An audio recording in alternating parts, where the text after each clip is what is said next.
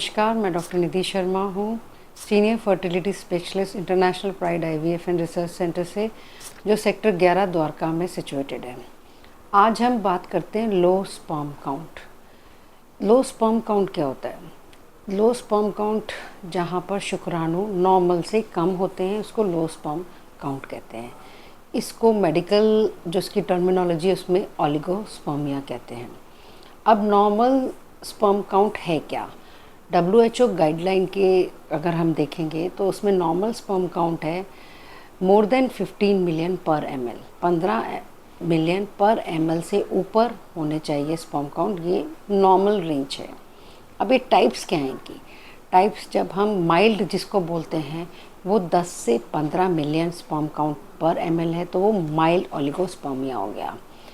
Moderate oligospermia जबकि हम 5 से 10 मिलियन पर मिलियन स्पर्म काउंट है उसको हम मॉडरेट कहते हैं। सीवियर हो गया जब 1 से 5 मिलियन पर ml स्पर्म्स हैं तो उसको हम सीवियर कहते हैं। जब कुछ ही स्पर्म्स दिखते हैं तो उसको हम क्रिप्टोस्पर्मिया कहते हैं। अब इसमें हम सिम्टम्स क्या हो सकते हैं पेशेंट को कि भाई मुझे स्पर्म्स हैं कि नहीं है, कैसे पता कि हम मुझे सिम्टम्स क्या आएंगे? ये कोई बीमारी तो है नहीं। सिम्टम्स जनरली कुछ नहीं होते। अगर आपको कुछ साल हो गए हैं शादी को, 2 साल हो गए हैं तो आपको प्रेगनेंसी नहीं हो पा रही है तो आपको अपनी जांच करानी चाहिए। कुछ केसेस में हमें पता चल सकता है कि कुछ सिम्टम्स आ सकते हैं जहाँ की हार्मोनल इम्बैलेंस है या क्रोमोसोमल प्रॉब्लम है, वहाँ पे कुछ सिम्टम्स आ सकते हैं, जैसे कि टेस्टिस में स्वेलिंग हो सकती है, सेक्सुअल डिसफंक्शन हो सकता है। तो इन केसेस में थोड़ा सा पेशेंट को आइडिया हो जाता है कि मुझे कुछ प्रॉब्लम है और मैं जाके अपनी जांच कराऊं। तो आपको अगर 1 से 2 साल हो गए शादी को और आपको प्रेगनेंसी नहीं आ रही है तो आपको डॉक्टर को विज़िट करना चाहिए। अब हम डायग्नोस कैसे करेंगे इसका? डायग्नोस करेंगे सीमेन एनालिसिस, यानी कि शुक्राणु की जाँच करके। अगर एक जांच में आपके स्पर्म्स कम आते हैं या रिपोर्ट ठीक नहीं आती है तो घबराने की कोई बात नहीं है। कुछ टाइम के गैप के बाद आप रिपीट कराइए। अगर फिर भी सेम रिपोर्ट आती है तो आपको डॉक्टर से कंसल्ट करना है। कुछ और इन्वेस्टिगेशंस हैं जो डॉक्टर के पास जाते हैं तो वो कराते हैं, जैसे कि हार्मोनल इन्वेस्टिगेशन, थायराइड है, प्रोलैक्टिन है, टेस्टोस्टेरोन है, FSH है, LH है। अगर आप इनफर्टिलिटी स्पेशलिस्ट से मिलते हैं तो वो आपको कई बार जेनेटिक टेस्टिंग के लिए भी बोलते हैं, जो कुछ कॉज उनको दिखता है इन जांचों के बाद, या फिर DFI बोलते हैं कराने के लिए। अब उसमें कारण क्या हो सकते हैं कि किस कारण से मेरे स्पर्म काउंट कम है, माइल्ड है, मॉडरेट, सीवियर या क्रिप्टो, कोई भी कैटेगरी में अगर मैं आता हूँ तो वो कॉजेज़ क्या हो सकते हैं? एक तो मेडिकल कॉज हो गया कि आपको कोई प्रॉब्लम है जिसकी वजह से, ये कोई बीमारी है जिसकी वजह से आपको ये स्पर्म काउंट लो है। दूसरा वेरिकोसील है। थर्ड है हार्मोनल इम्बैलेंस। फिर इजैकुलेटरी प्रॉब्लम हो रही है, सेक्सुअल डिस्फंक्शन हो रहा है, उसमें स्पर्म काउंट कम आ रहा है। या क्रोमोसोमल प्रॉब्लम हो रही है, या जन्म से ही कोई एनाटॉमिकल डिफेक्ट है, टेस्टिस छोटी हैं, या कोई सर्जरी हुई है आपकी कभी, या फिर कोई कीमोथेरेपी, कैंसर का ट्रीटमेंट लिया है।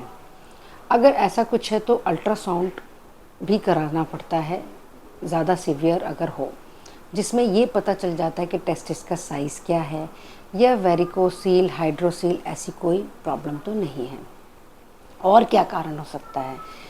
एक लाइफस्टाइल कारण हो सकता है कि आप स्ट्रेस बहुत करते हैं, वर्किंग स्ट्रेस आपको बहुत है, family stress, working stress, long duty hours हैं आपके, आप अपने लैप पर घंटों लैपटॉप रख कर काम करते हैं, आप बहुत टाइट आउटफिट पहनते हैं, ये एक छोटा मोटा कारण जो हो सकता है।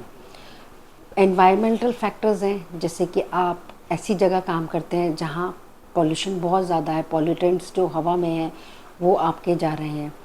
आप ऐसी जगह काम करते हैं जहाँ रेडिएशन है, जो रेडिएशन का एक्सपोजर है उससे आपके स्पर्म कम हो रहे हैं। या फिर मेटल्स हैं, मेटल की फैक्ट्री, माइंस, इनमें आप काम करते हैं तो जिसकी वजह से उनका एक्सपोजर है और आपके स्पर्म्स कम हो रहे हैं। दूसरा ओबीज़ हैं, बहुत ज़्यादा मोटापा है जिसकी वजह से स्पर्म काउंट लो हो रहा है आपका।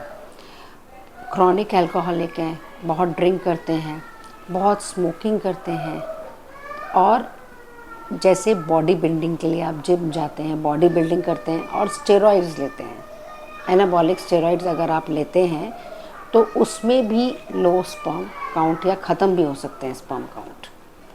तो ये कुछ कारण है जिस पे हम बात कर रहे हैं। या फिर कोई आपको जन्म से एनाटॉमिकल प्रॉब्लम है कि आपको स्पर्म काउंट बहुत कम है, जेनेटिक प्रॉब्लम है, ये मेन कारण जो मैंने आपको गिनाए यही मेन कारण होते हैं कि स्पर्म काउंट आपका कम होता है। 50% केसेस में नहीं पाया गया है स्टडीज़ में कि क्या एग्जैक्टली कारण, अगर ये सब रूल आउट हो जाते हैं तो इसके अलावा और ऐसे कारण एग्जैक्टली नहीं पता चले कि लो स्पर्म काउंट होने का एग्जैक्टली और क्या कारण हो सकते हैं। उम्मीद है आपको ये वीडियो पसंद आया होगा। अगर इसके रिगार्डिंग अगर आपको और कोई जानकारी चाहिए तो नीचे दिए गए पते और फ़ोन पर आप कांटेक्ट कर सकते हैं। आपको हम सारी जानकारी इससे रिलेटेड और देंगे। नमस्कार।